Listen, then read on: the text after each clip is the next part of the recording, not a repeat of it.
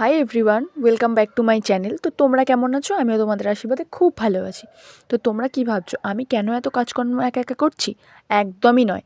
আমি তো একা একা কোনো কাজকর্ম করতেই পারি না, মা ছাড়া তো আমি অন্ধ। তার জন্যই মাও আমাকে অনেক কিছু হেল্প করছিল, যেমন রসুন ছাড়াতে, আদা ছাড়াতে। বাবা যেহেতু বাজার থেকে মাংসটা আনিয়ে দিয়েছে, মা তেমন ধুয়ে টিয়ে রেডি করে নিচ্ছে।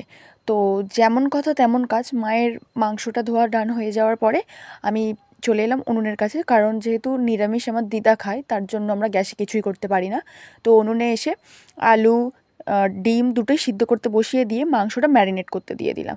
যা যা দরকার, যেমন রসুন, আদা, পেঁয়াজ, হলুদ, লঙ্কা, টক দই দিয়ে। তোমরা এতক্ষণ নিশ্চয়ই বুঝেই গেছো কী রান্নাটা হচ্ছে স্পেশাল। তো কিছুক্ষণ পরেই আমি বসে গেছি রান্না করতে। আরে পাক্কা রাঁধুনি যে আমি! আরে না না, আমি কিছুই পারি না, মা সবটা করে দিয়েছিল।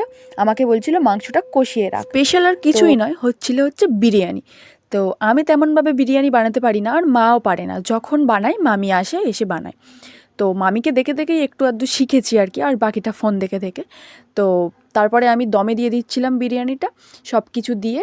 তো লাস্টে ভাতটা দিয়ে, সব কিছু দিয়ে। তো তোমরা বলো সাজানোটা কেমন হয়েছে?